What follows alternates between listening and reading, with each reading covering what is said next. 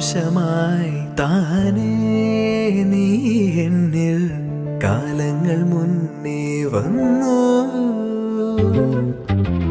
ആത്മാവിനുള്ളിൽ ഈറൻ തൂമഞ്ഞായി തോരാതെ പെയ്തു നീയേ.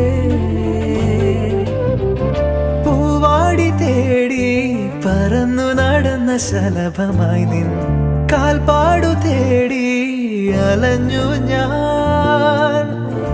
ആരാരും കാണാ മനസ്സിൻ ചിറകിലൊളിച്ച മോഹം പൊൻപീലിയായി വളർന്നീതാ.